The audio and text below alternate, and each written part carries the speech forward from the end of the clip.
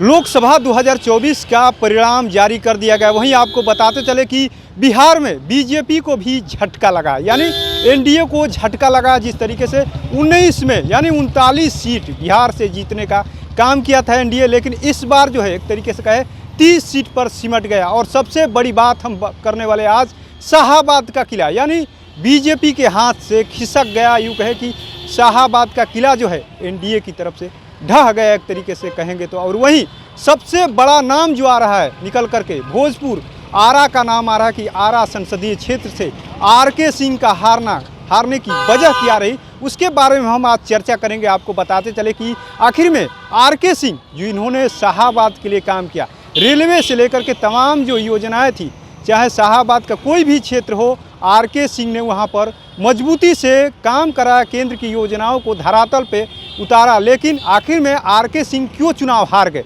इसके पीछे कई सवाल खड़े हो रहे हैं और हम एक एक करके आपको बताएंगे। सबसे पहले जानिए आखिर में आरके सिंह चुनाव हारे क्यों। तो उसके पीछे की सबसे बड़ी वजह ये मानी जा रही है कि जिस तरीके से लालू प्रसाद यादव ने यानी कुशवाहा को लव कुश समीकरण को जिस तरीके से टिकट दिया और अभय कुशवाहा औरंगाबाद में जीत गए, लव कुश समीकरण जो है पूरी तरीके से गोलबंद हुआ। लेकिन उसके बावजूद भी आरके सिंह चुनाव जीत सकते थे। लेकिन दूसरा फैक्टर ये रहा कि उपेंद्र कुशवाहा के खिलाफ जो नैरेटिव सेट कर दिया गया था और लव कुश समीकरण पूरी तरीके से नाराज होगा, उस वजह की भी बात मानी जा रही कि आखिर में आरके सिंह को लव कुश समीकरण यानी आरा में पूरी तरीके से खिसक गया। और वही वजह बड़ी मानी जा रही है कि आखिर में बीजेपी जो है अपनी गलती के कारण ही आरा में आरके सिंह का सीट गंवा दिया।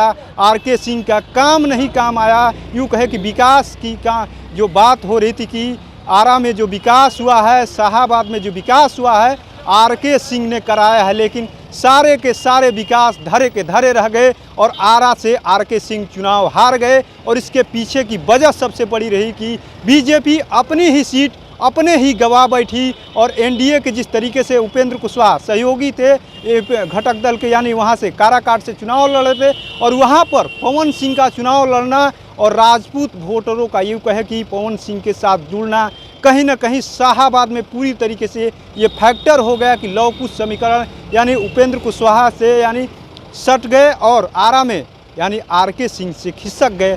यही वजह सबसे बड़ी बताई जा रही है, क्योंकि लालू प्रसाद ने लाख कोशिश किया कि लव कुश समीकरण को अपने साथ साधा था, उसमें कामयाब भी हुए। लेकिन आरा में जिस तरीके से देखा गया कि उनके विकास के नाम पे वोट मिल रहा था, लेकिन वो भी समीकरण यानी जातियों में बट गया और लव कुश समीकरण जो है आरके सिंह से खिसक गया। और शाहाबाद का किला पूरी तरीके से यानी एनडीए का जो शाहाबाद का किला बना हुआ था वो पूरी तरीके से ध्वस्त हो गया। और देखना ये होगा कि आने वाले समय में अब विधानसभा का चुनाव है, लगातार बीजेपी अपनी गलती से यूँ कहे कि शाहाबाद में फिसल गई और कई सीटों यानी शाहाबाद साफ हो गया बीजेपी के हाथ से, एनडीए के हाथ से। तो क्या इन गलतियों से आने वाले समय में बीजेपी सबक लेती है कि नहीं। लेकिन कहीं ना कहीं कहे तो लगातार ये कहा जा रहा अंदर खाने से कि बीजेपी अपनी गलती से यानी उपेंद्र को अगर पवन सिंह को समय रहते पार्टी से दरकिनार कर दिया गया होता तो आरके सिंह चुनाव जीत सकते थे। लेकिन पवन सिंह को लास्ट में यानी यूँ कहे कि लास्ट में जब पूरी तरीके से माहौल बिगड़ गया था तब पवन सिंह को पार्टी से निकाला गया। और यही वजह मानी जा रही कि लव कुश समीकरण जो है उपेंद्र कुशवाहा की वजह से बीजेपी से खिसक गया और शाहाबाद का किला ध्वस्त हो गया और आरा में आरके सिंह का विकास कोई काम नहीं आया।